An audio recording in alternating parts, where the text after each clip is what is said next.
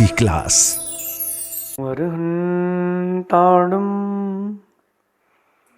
नमो सिद्धाणं नमो आयरियाणं नमो वज्रायाणं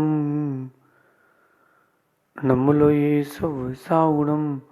पंच परमेष्टि भगवंतों की गणाचार्य भगवान विराग सागर जी महामंडराज की, पट्टाचार्य भगवान गुरुवर विशुद्ध सागर जी महाराज की, ये हम सभी अपने जीवन में सुखों और गुणों की अभिवृद्धि के लिए नीति के विषयों का श्रवण कर रहे हैं।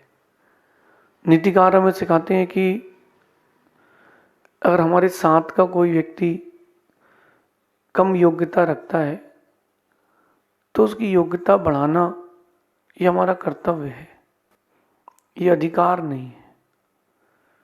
कर्तव्य इसलिए क्योंकि दूसरे का भी सुधार हो, दूसरे का भी उन्नयन हो, उसका जीवन भी ऊंचा जाए, इसमें कोई बुराई नहीं है। बट सावधानी के बिना आप जो भी काम करोगे वो टोटल लॉस में जाएगा।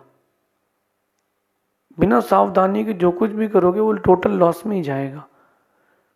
लोग दूसरों के सुधार में अधिक लगते हैं, खुद के सुधार को भूल जाते हैं। बस दूसरे का सुधार कैसे हो, चौराहे पर खड़े हो गए, देश का सुधार कैसे हो, क्रिकेट टीम का सुधार कैसे हो, दूसरों के सुधार में लगे। एक बात मैं आपसे कहता हूं कि जो मदद चाहता है, जो मदद का हकदार है, ऐसे लोगों की मदद तो करो, लेकिन आंख बंद करके थोड़ी देर देखो कि उनसे ज़्यादा मदद की ज़रूरत तुमको है। जो लोग दूसरों की मदद कर रहे हैं ना, मैं कह रहा हूँ कि मदद करो दूसरों की, बहुत अच्छी बात है, परोपकार करना, सेवा करना, लेकिन एक मिनट आंख बंद करके देखो, दूसरों से ज़्यादा ज़रूरत अभी मदद की आपको है। और जैसे आप दूसरों से खुद की मदद चाहते हो, वैसे ही आप भी अपने द्वारा दूसरों की मदद करो। भारत में 3 बड़ी प्रसिद्ध प्रजातियां हैं मनुष्यों की, एक रायचंद, एक ज्ञानचंद, तीसरा हुकुमचंद। इन लोगों की प्रजातियां बहुत ज़्यादा है। पहले होते हैं रायचंद, हर किसी के अच्छे के लिए राय देते रहते हैं, अरे तुम ऐसा कर लो, अरे तुम वैसा कर लो। सामने वाले की उतनी कैपेसिटी तो हो, क्या कर ले वो। आप तो कितनी महंगी बुक्स ला कर दे दो, करोड़ों रुपए की कोचिंग लगवा दो बच्चे को, उसकी बुद्धि होगी तो ही पढ़ पाएगा ना। रायचंद लोग रहते हैं, वो टोटल 24/7 दूसरों को राय बांटते रहते हैं और स्वयं तकलीफ में रहते हैं। नहीं, रायचंद मत बनो। दूसरा ज्ञानचंद मत बनो, जहां देखो वहीं खड़े होके अपना ज्ञान मत बखेरो। कुछ भी हुआ नहीं कि हम सब पता है, हम सब जानते हैं। एक ज्ञानचंद था, उसको बड़ा अभिमान था कि मुझसे कोई नहीं जीत सकता। उसको क्या पता कि जिसके पास बुद्धि चातुर होता है वो किसी को भी जीत लेता है। उसने भिखारी का रूप लिया, ये बताने के लिए कि मुझसे ज्यादा ज्ञानी कोई नहीं है। हाथ में सोने का कटोरा और भीख मांग रहा, तो लोग बोलते भाई तेरे पास सोने का कटोरा है, तू भीख क्यों मांग रहा है। बोले कटोरा बेच दे और काम कर ले अपना। बोले नहीं, मेरे प्रश्न का उत्तर दो, कटोरा तुमको दे दूंगा। बोले क्या। बोले मेरी जिज्ञासा है। बोले क्या। बोले मैं बहुत ज्ञानी हूं, तुम चाहो तो मुझसे कुछ भी पूछ सकते हो, ऐसा कुछ जो मैंने कभी सुना ना हो, ऐसा कुछ जो मैंने कभी सुना ना हो। अगर तुमने वो पूछ लिया तो कटोरा तुम्हारा। बहुत घूमा, बहुत घूमा, कभी पाला नहीं पड़ा उसका किसी समझदार से। एक आदमी फंस गया उसको। बोले यार भिखारी होकर तुम सोने का कटोरा लिए हो। बोले कोई ऐसी बात पूछ लो जो मुझे नहीं पता हो, कटोरा तुमको दे देंगे। तो उसने कहा पक्का। बोले हाँ। 100 लोगों को बुला लिया, पक्का है। बोले हाँ। बोले हमारे पिताजी ने तुम्हारे पिताजी को 1 करोड़ रुपए दिए थे, पता है कि नहीं। पता है कि नहीं? अगर नहीं पता है तो कटोरा दो, पता है तो 1 करोड़ रुपए दो। फंस गया। ऐसे जो ज्ञानचंद टाइप के लोग रहते ना, कभी ना कभी तो एक ना एक दिन तो वो ऊंट पहाड़ के नीचे आता ही है। अब वो शकल देख रहा है कि क्या करूं यार, हाँ बोलूं तो फंसूंगा और ना बोलूं तो फंसूंगा। कुल मिला के उसको सोने का कटोरा देना पड़ गया। ऐसे ज्ञानचंद लोग रहते हैं, एक जगह जाके ऐसा फंसते हैं कि जो कुछ इनका होता है सब निपट जाता है। तो ज्ञानचंद मत बनो। एक होते हैं हुकुमचंद, उनको सिर्फ हुक्म देना है, जहाँ देखो वहीं ऐसा नहीं करो, वैसा नहीं करो, ऐसा नहीं चलेगा, वैसा नहीं चलेगा। अरे मेरा कहना है हुकुमचंद मत बनो। जो परिस्थितियां चल रही है ना, उन परिस्थितियों को भी समझो। 24 घंटे कोई आपका हुक्म मानने नहीं बैठा है। जब तुम किसी का हुक्म नहीं मान सकते तो दूसरा कैसे तुम्हारा मान लेगा?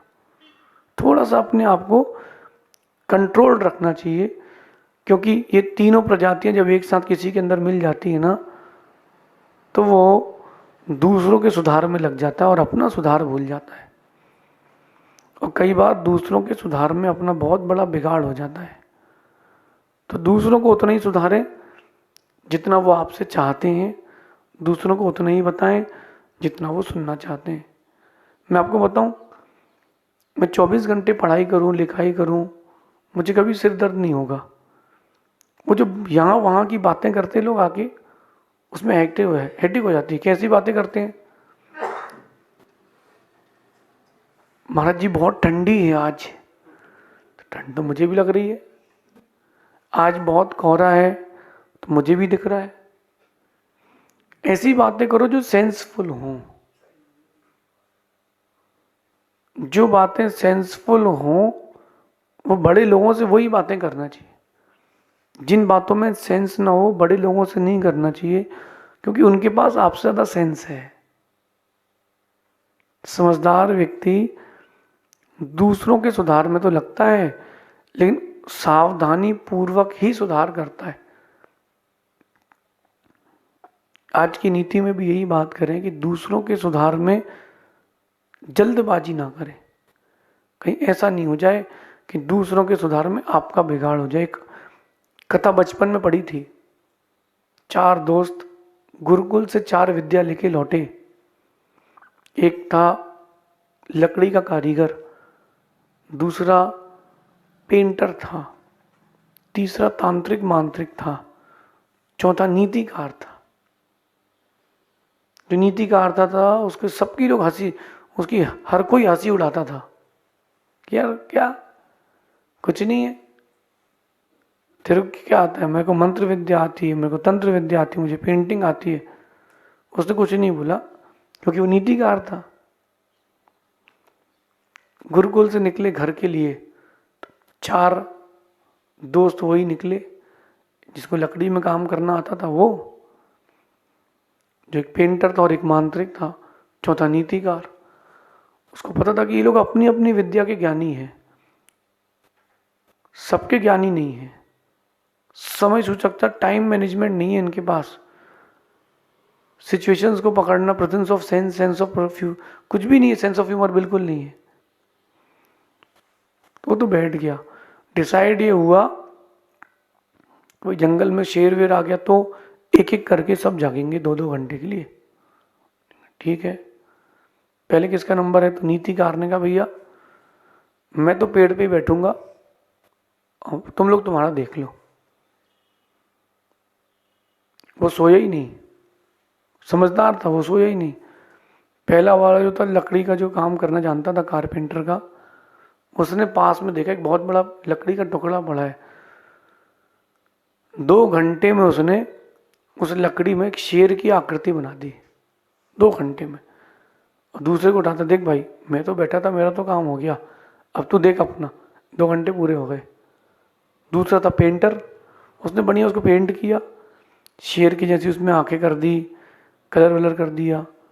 कितने घंटे हो गए? 4 घंटे हो गए। तीसरे को उठाया, तीसरा था मांत्रिक। सोचता है इनने अपनी विद्या का प्रयोग किया है, अपन भी करें।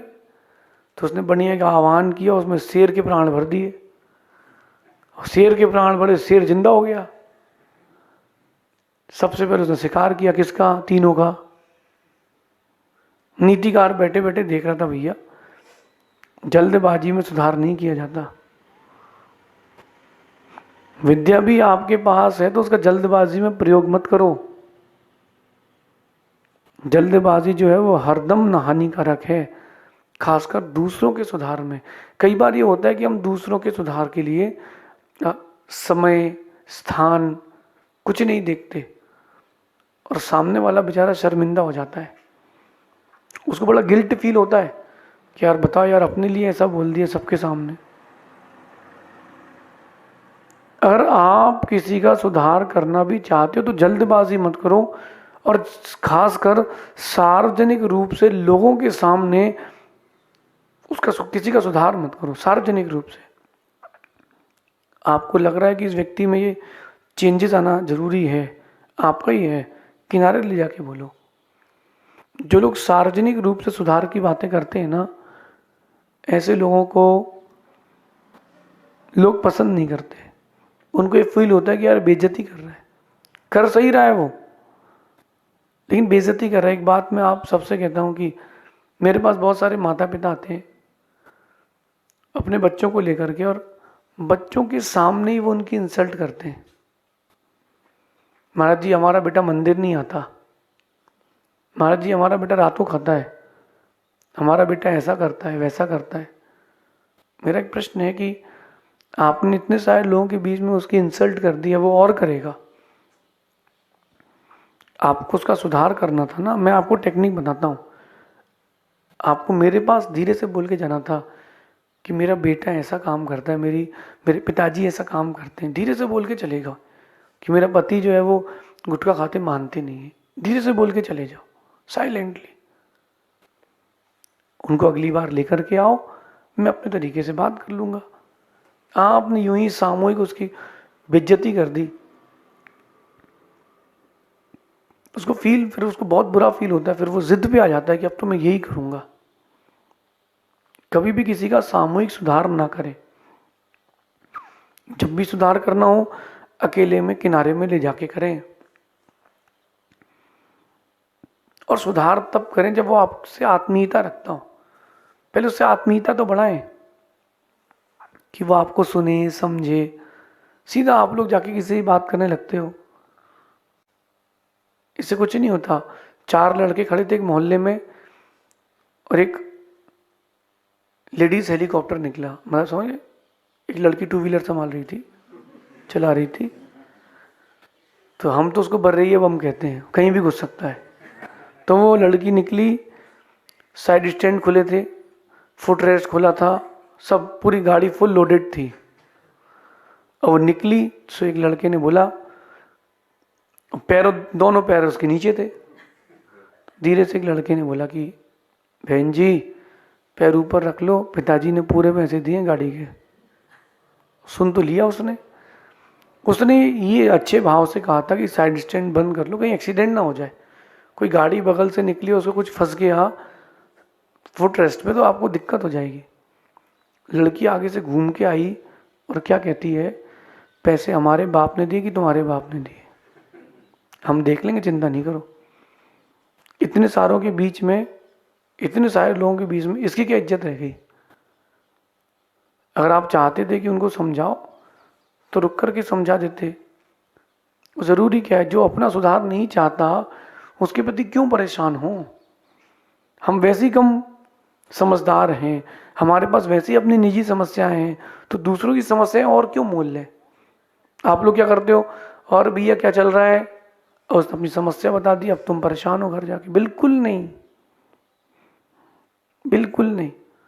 लोगों को निजी तौर पर सिखाएं। आपको कभी किसी को सिखाना हो तो निजी तौर पर सिखाएं, वो सीखेगा भी, आपका सम्मान भी करेगा। और जो आपने सामूहिक उसको समझाया, बेइज्जती करी है, वो आपको अच्छा नहीं मानेगा, अपना नहीं मानेगा।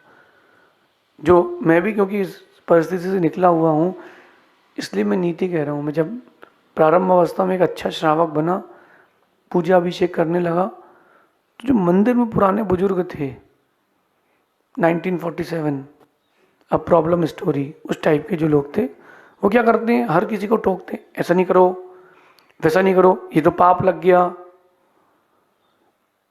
मैंने जल चढ़ाया, ऐसे नहीं चढ़ाते। मैंने कहा रुको भाई साहब, निकलो इधर से बाहर, ये पूरा मूड खराब कर देगा दिन भर का। ये ऐसे जो लोग होते हैं ना, वो प्रॉब्लमेटिक होते हैं। ऐसे जो लोग होते हैं वो समस्याएं पैदा करते हैं।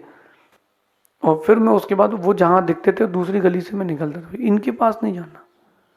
मैं उनका सम्मान करता था पहले, अब मेरा मन उनके सम्मान से उछट गया। क्यों? वो सामूहिक उन्होंने बोला कि तुमसे बनता क्या है, आ जाते हो मंदिर। वो प्यार से कह देते कि बेटा तुम्हारी उम्र के कम बच्चे आते, तुम बहुत अच्छे हो, एक काम करो ऐसा भी कर लिया करो तो तुमको और पुण्य मिलेगा। ऐसा अगर वो कह देते, कम से कम मैं उनका सम्मान तो रखता, आज उनका नाम यहाँ सम्मान से तो ले रहा होता मैं। यही गलतियां आप लोग भी कर बैठते हैं। परिवार के लोग हों, बच्चे हों, कोई भी हो, सुधार पहले उसको अपना बनाओ फिर करो। और ध्यान रखना, सुधार या उसको जो भी सिखाना हो निजी तौर पर सिखाना, सामूहिक मत सिखाना। शत्रु बन जाएगा और ऐसा शत्रु बनेगा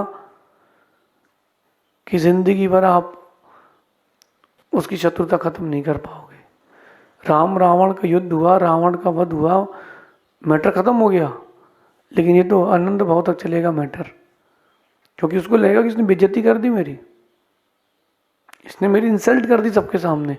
ये नीति ध्यान रखना, किसी को सबके सामने शर्मिंदा ना करें। ये सुधार नहीं है। किसी को सामूहिक आप किसी के लिए इंसल्ट कर रहे हो ना, तो वो सुधार नहीं, उसको शर्मिंदा कर रहे हो। और जो आप जब भी किसी को शर्मिंदा करोगे ना, वो आपसे नफरत कर लेगा। जब विपरीत परिस्थिति आएगी और उसका मौका आएगा तो वो भी बेइज्जती करेगा। छोटी सी नीति है, बहुत काम की है। ज़्यादा सुधार के चक्कर में किसी की इंसल्ट ना करें। कहीं ऐसा ना हो जाए आप इंसल्ट करके अपना ही नुकसान कर बैठे कि आ बैल मुझे मार, कुल्हाड़ी पैर में दे मारी, पैर भी कुल्हाड़ी में दे मारा। हम दूसरों के सुधार में जल्दबाजी ना करें, निजी तौर पर सुधार करें, अकेले में बताएं। किसी की गलती आप सामूहिक बताओगे ना, वो भी आपकी सामूहिक गलती बताएगा, तुम भी तो ऐसे करते हो। हमको सुधारोगे तो हमको बताओगे तुम, क्या तुम नहीं करते ऐसा काम? ये छोटी छोटी चीज़ें बहुत आपको ओवरलोडेड कर देंगी। ये नीति अपने जीवन में उतारना। कभी भी किसी को भी शर्मिंदा ना करें, सामूहिक रूप से सबके सामने उसकी बातें करके उसको एम्बेरसिंग फील ना कराएं। ये नीति आपके जीवन में बहुत लाभ देगी, लोग आपका सम्मान करेंगे। नफरत करने वाले घटेंगे, सम्मान करने वाले बढ़ेंगे, ऐसा समझिए। शेष आगे देखेंगे। भगवान महावीर स्वामी की